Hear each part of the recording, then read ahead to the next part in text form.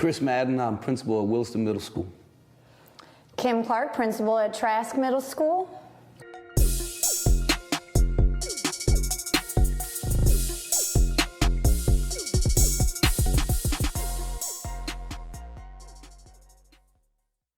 You know, now let's give them the topic, what we're here for, the objective. These are leaders, these elite leaders. We want to hear their mind. We want to give you all information, you know, that could change your life, and it's a small thing. So that's why at PAVEDOT, we specialize in team sports, right? Everybody on this cast right here, this panel, plays some kind of organized team sports, right? And that's what I'm saying with PAVEDOT and starting a company is utilizing team sports to build elite leaders.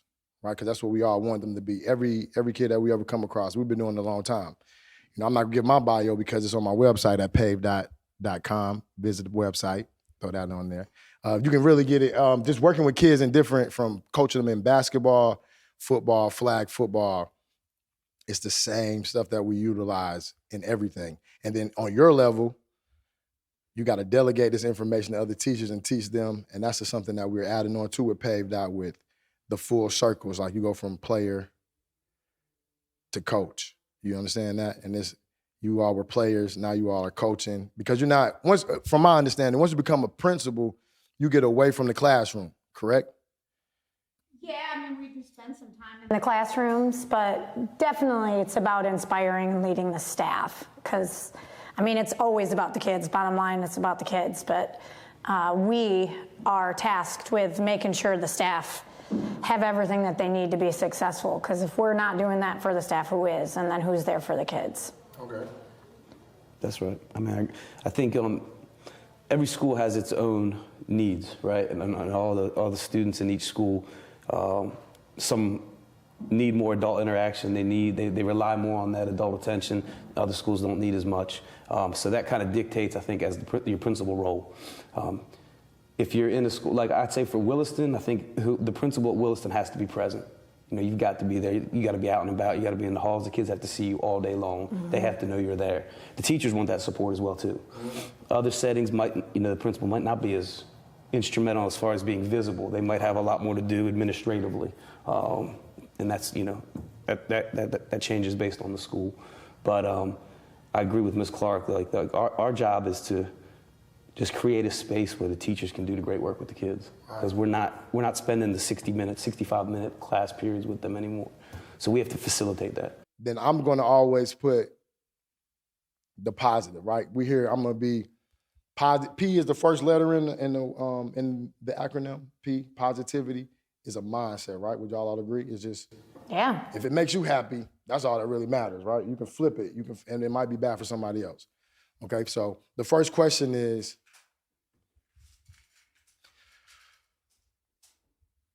in coaching, how do you allow that safe space for kids to be vulnerable? And is that important to a kid actually learning? Yeah, I mean, I think even though I'm the principal at Williston Middle School, I love to offer my time to coaching kids as well too. So, you know, based on what setting I'm at, if we go, let's go to athletic coaching with, you know, with kids in the 12 to 15-year-old range, I think it's real important to kind of identify where they are and where you're trying to get. Because as you know, when you have a pull-up, these kids, you might say, oh, 12-year-olds here. But this 12-year-old might have been playing for 4 or 5 years, and his skill set is way higher than somebody else's. So now this kid automatically sees a kid his same age is so much better than he is, and he kind of just starts to clam up, right? And now you have to step in and say, okay, how do I make this kid vulnerable? How do I make it so he feels comfortable with where he is now, and we set some realistic goals? Hey, man, you might not be here, but let's get this today, and then we'll get this tomorrow. And in a week, you'll be doing this. And you do that, but you have to do that with his peers. You know what I mean? They have to hear you say that. They have to know that you have confidence in this kid. Even if you got 10 guys on your team, you got to give number 10 as much time as you give number 1. You know what I mean? And number 1 has to encourage number 10. You can't have this culture of you're only pouring into your top athletes and allowing your top athletes to. That's the biggest thing you'll see. And you and I know this because we've had this conversation. One toxic kid in the gym or on a field can ruin the culture. And everything you're pouring into these kids, one kid, just by saying, like, if you have a kid that can't do a skill set, something like another kid, and you allow an environment for him to always mock that kid, right? Yeah. You're allowing him to tear that kid down. Now everyone in between doesn't even want to show what they can do because they're afraid number one's going to laugh at them. So it's a protector. You got to be that, like, when we're in that position of and that discipline. That has to be almost first. Like, you have to have this culture. Like, this is how we're going to do things. Like, this is how we're going to do things. If you don't like that, there's the door. You know, there's the door. And it gets to be that point where it's a shame, but sometimes you have to tell one or two to, you know, pack their bags. You do, because you can't pour in, right, to somebody who doesn't want it. Right. To somebody who doesn't want it. That doesn't want it. And so I think as far as the youth coaching thing goes, it's really, really, it's paramount that they're vulnerable, right? And that you give them clear benchmarks, right? We can get there. Just do this. Do this. You might not be able to do 10 push-ups. Do 5 today. Tomorrow, do 10. Correct. You know, next week you'll be doing 50 and you'll start, oh, okay. I think it's acknowledgement, and I also think it's being clear, and I think it's modeling. I agree with everything that Madden said. I just think acknowledging if there's a kid that's going to show up to a park pull-up, hey, you're here because you're coming on the weekends. You're choosing this over all the other things that these kids are choosing these days. And then I think it's, like he said, assessing and figuring out where the kids are and then being clear, because I think sometimes we try to avoid the tough conversation. And we aren't as real anymore. So I think it's important that we're clear with the feedback that we give to the kids. Right. Clear with the feedback, meaning you ran a 6.240. Right. Now, so we're getting back to the page. It's like, look, this is what it is. We're clear with it. This is the standard right here. And then we're going to start here with you on this question right here. Sounds and good. you, Kim, here we go. I'm not used to hearing you call me Kim. What do you want me to call you? No, We should have started off with Principal. Hey, listen. No, it's just funny. It sounds. No, it's all right. Kim is fine. Kim is fine. Kim is fine. It can't be, because you kind of said something about it. No, and then that's now, not. I just am not used to it. That's all. That's all. I'm used to hearing you say Principal Clark. Principal Clark. No, it's funny. Is my boss at Trask Middle School. I am the PE teacher. And when I say this right here, many hats that you wear, professionalism is a really big thing. Like you said, I always call you that. And I always, because I'm a fan of team sports, it kind of ties into what we're doing. I learned this from team sports. Sometimes you're going to be Mike. Sometimes you're going to be Pippen, right? And I'm always, this is Michael Jordan. I want you to take all the buzzer beaters, and I'm feeding her. You remember when I was on cafeteria duty, and you was trying to give me the spiel like everybody. I'm just like, tell me what you want to happen. Mm-hmm. Yeah, what you want to happen here. You got you a player that's going to go in here, and that's what the standard is. And if we need more team players like that, so my belief is to be a walking example, right?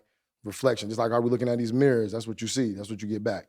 So, Principal Clark, the standard is there. The standard is there. Here's the question. Okay. In schools, it's an emphasis on, it's dress codes. Everybody can't be anywhere. One of the dress code laws or rules that we have in schools is the hoodie. You see, we're all here in hoodies. I want to know, from a principal perspective, why are hoodies in the dress code violation in policy? So it is in New Hanover County Schools. It is in the New Hanover County Schools policy. So we at Trask Middle School follow all New Hanover County Schools policy. Good plug. To me, the reason why we at Trask enforce it the way that we do is because we are away for the day school when it comes to technology and not technology, but when it comes to personal cell phone and personal devices. So before the kids enter, we expect that they turn off their phones and put it away in their bags. We know that they're not all turning them off, but we do enforce that. And the hoodies, Most of the time, if they're wearing a hoodie, they've got their AirPods in, and then we know they're not listening. Now, I get it. Kids need music. They need it. There's a lot of kids who need it to calm down, but we want those kids to be present because we only get them for those 7 hours a day. And it's important that they're taking everything in that they can. So that's the reason why we enforce it so much and I at feel Trask. But the that's a hoodies great also, answer. They also give me, if I see a kid because they know the expectation of no hood, if they come in with a hood on, something's going on. So it also gives us sometimes a nonverbal, all right, what's going on with this kiddo? Because they're coming in, they're wanting to curl up and be sheltered. We gotta connect them with somebody to talk to because something's going on. Connection, hiding earpods. Do you have anything to add to that one? Do y'all force it at Williston? I enforce. Here's the deal with dress code.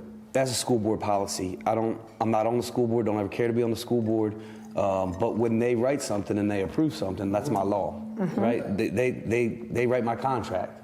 I work for New England County Schools. I don't work for Williston Middle. So if there's a board policy, I got to enforce it. Board policy itself is like, no hats, hoodies. Headgear. Now, that's my role as principal. Correct. On a personal note, I could care less. And I've had a lot of people say, well, it's a safety thing. If they have a hood on, we don't know who they are.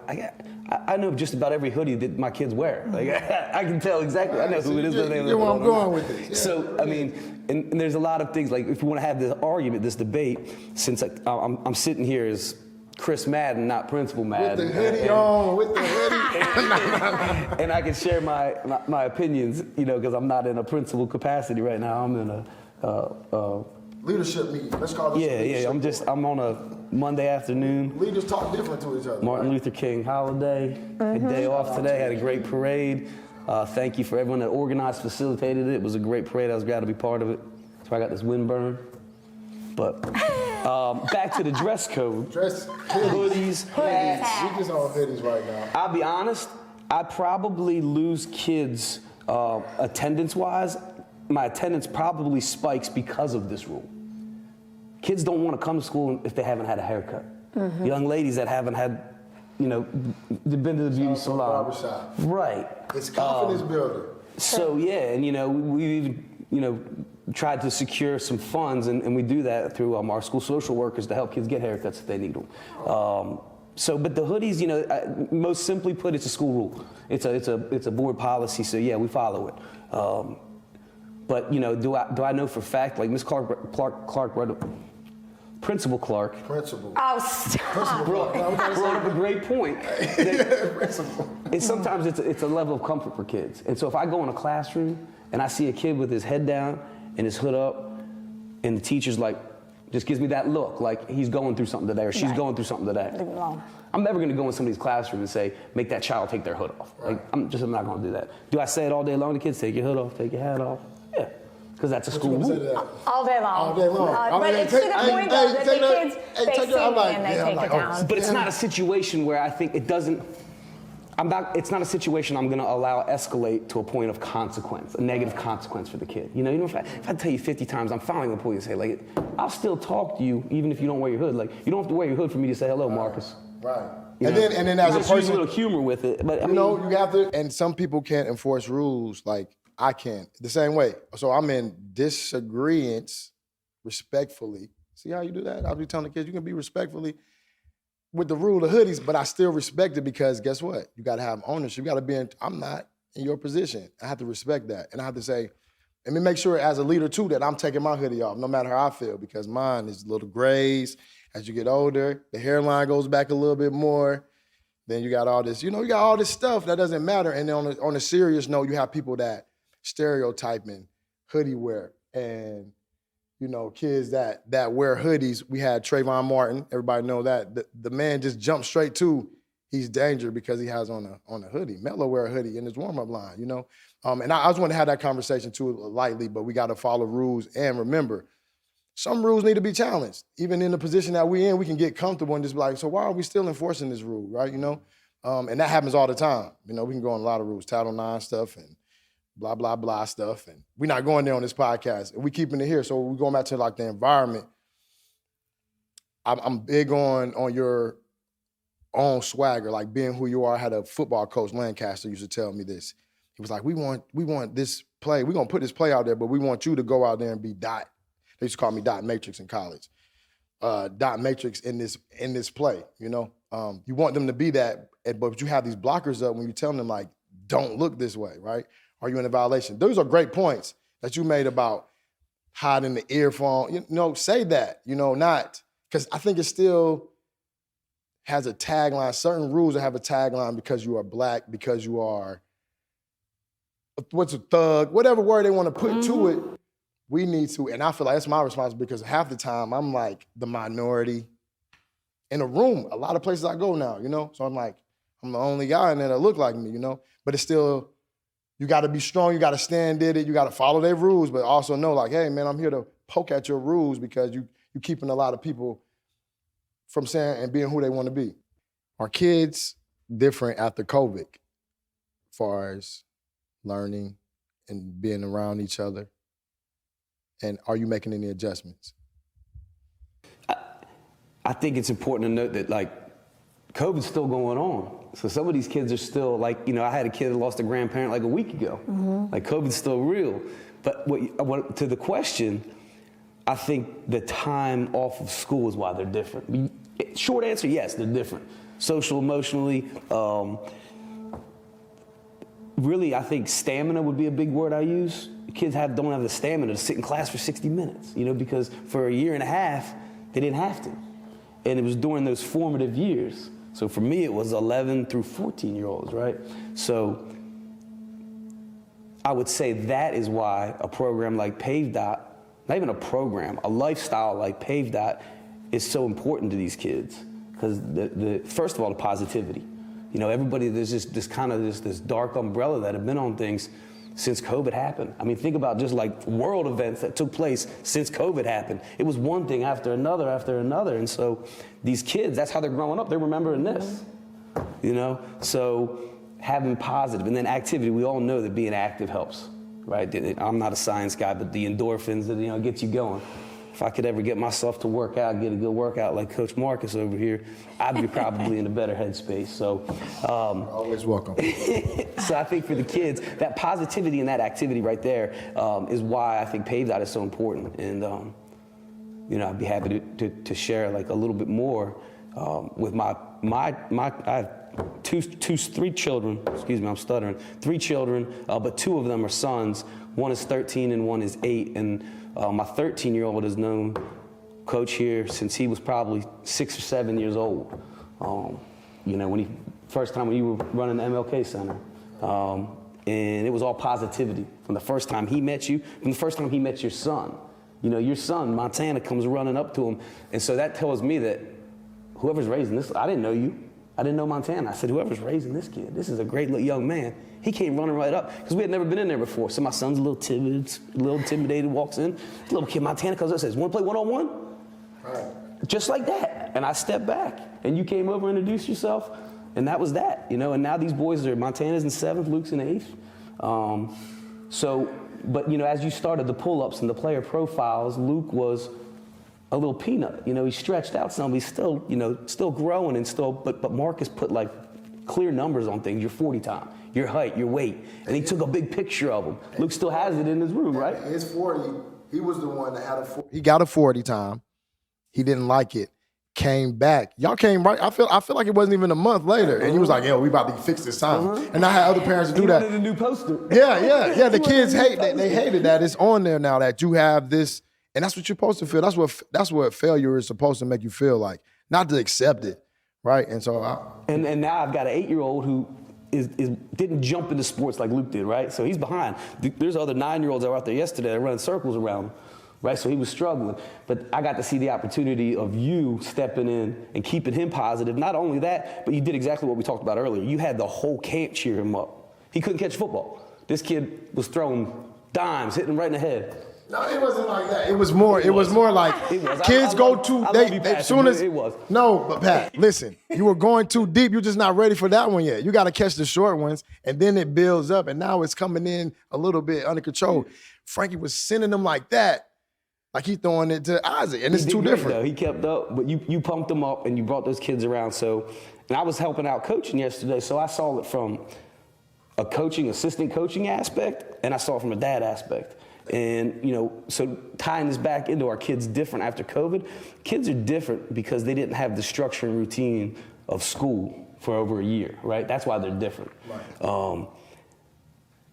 But anything we can do to catch them up, that's what kids are resilient. They're way more resilient than adults. And so you can close that gap a lot quicker, and PAVEDOT can do that. So right. Because it's more flexible and it's giving those avenues, and I want Principal Clark to go. Yeah, I'll add to that. I think some of the other things our kids missed out on is that pride and camaraderie, which I think is exactly what PAVEDOT, what I've seen. I've only known Coach Davis for a year and a half.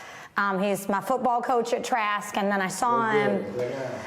So I saw him in action with my football team, and then I think the turning point for me was the FCA tournament that my own son played in. Down in Carolina Beach, where he had a whole PAVEDOT team. PAVEDOT elites. We're coming back.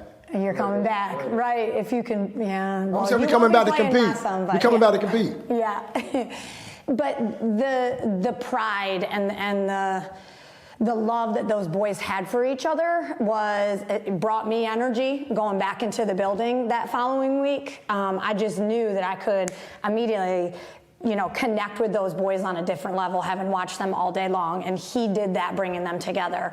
And they showed up over and over and over again. And I think you guys won that tournament too. So to me, what I see with PAVEDOT too, and what he has helped with this programming is getting kids back together and feeling comfortable with each other and working together for something. Because for so long we lost, it's taken a while in the school to bring back school pride and to feel like you're a part of something again. And PAVEDOT has significantly filled that void, I know, for all of his PAVEDOT boys that he's got out there. And I appreciate that. And then what you said, anytime we got the result of the win, and I say the result, I've won, since even college, I got championships. Even, I'm not here to talk about that, but I feel like it's in direct correlation, right, to winning results is consistency, right? So it's a process, and that's why I believe in practicing, repetition. In order to improve a time, in order to improve what your result, how much time are you putting in? And when you get involved with PAVEDOT programming, understand it's a process. You got to rest. Okay, The pricing of PAVEDOT, we all talked about the scale. Free is no, right? It's not free because everything is a sacrifice.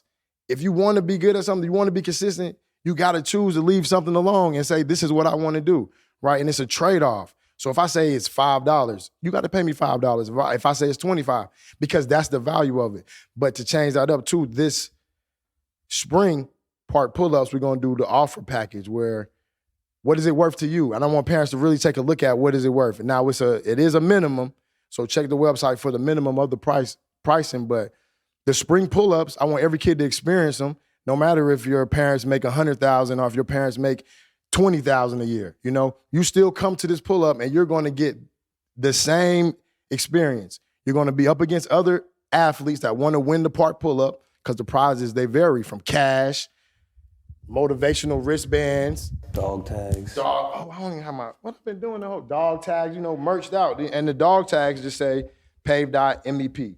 MEP was the first motto that we had, max effort, period, at the end of it. And I always tell my kids, the period is because it's nothing after a period, no excuses. No, I gave my best, but he was faster. I gave my best or he was bigger. I don't care. You just gave your best. Good job. It's over. So that's where we're going with that. And the last question that I have for you all, so we can get on up out of here, and we tying it all to our programming. Why is team sports the most efficient way to build leaders? You have to be unselfish, right? So, you're a football guy, I played college football. you're only as strong as the weakest link. So if all 11 guys don't execute what they're supposed to execute on that play, it doesn't matter if you did what you did perfect, right? Right. You were DN, rush DN. You might have done a great job. I've done a lot of, no, as I recall. If the other end didn't hold his corner and they ran a jet sweep that way, got around the end, 6 points, doesn't matter if you did your job right. And you can't go in the locker room, or you can't on Monday or Sunday, whenever you guys watch tape, you can't say, look at me, I did my thing. Nobody wants to hear that. Nobody wants to hear that. So I think being unselfish is the first thing, being accountable for your actions, but then also one of the hardest things I think athletes, especially young athletes, struggle with is holding other people accountable. You know, so you think about like even high school athletics. After the game on Friday night, who's going and doing the right thing, who's going and doing the wrong thing? You know, who's going home and taking care of their body and getting ready maybe for Saturday morning practice, and who's going out and hanging in the wrong place, getting into trouble. You know what I mean? So when you have a true championship team, and I'm not talking about just the accolades, but I'm just talking about the culture. It's where kids feel comfortable holding each other accountable. So, you know, I think team sports, I would say that, you know, my experience with athletics undoubtedly shaped who I am as an adult. And I would not be where I am today without some great coaches in my life. Yeah, I think Madden nailed it. I would just say the opportunities that sports bring different people. I mean, and that's what's cool about PAVEDOT is that you're pulling in kids from all over Wilmington. It's not just, and you're going to different parts of Wilmington. And so the more opportunity, you're exposing kids to different types of people, different types of backgrounds, different colors, different money, different status, different types of supervision from parents. To me, that's what made me a great leader is figuring out, yes, the weakest, but who needs the most help? Who needs the most encouragement because they won't have it from home, or who needs the nicer pair of sneakers? So let's rally together and get everybody a nice. Let's do team sneakers this year for basketball instead of everybody getting their own sneakers. So that everybody. So it's being a part of a group and figuring out that everybody contributes and just being exposed to different types of people. Because sometimes, you know, I grew up in a really tiny little town. It wasn't until I got into travel ball that I started to learn that there are a lot of different people in this world, and I'm thankful for that. So that's me too. I'm thankful for I'm thankful lucky for you. I had it. Yeah, you all. Never would have met you all if I wasn't willing to join your teams, right? And we work together. And I appreciate you all for coming here. And again, with what a lot of people get confused about team sports and competing, it's really not about that, right? We always, you know, you all work together. Now you're at rivalry schools. Let's call it rivalry, you know, rival schools. It's still not about competition. It's all within and creating. That's the one thing I am too, because it's plenty of people that do what I do, right? Business-wise. It's plenty of people to do what you do. But if you get focused in on the competition, you lose who you are. And that's why I always want kids to understand we're doing team sports, right? You got to just give your best, your individual best effort. And it's always there. It's always those small steps. And helping them understand that is very important for every program that they get involved with, tying into the individual work. And if you have that in mind, you could be very successful at whatever it is you choose to do. All right, and this is Marqus Davis, president of a company called PAVEDOT. This is PAVEDOT. Peace. PAVEDOT stands for Positive Activities Vibrating Externally, Developing Opportunities Together.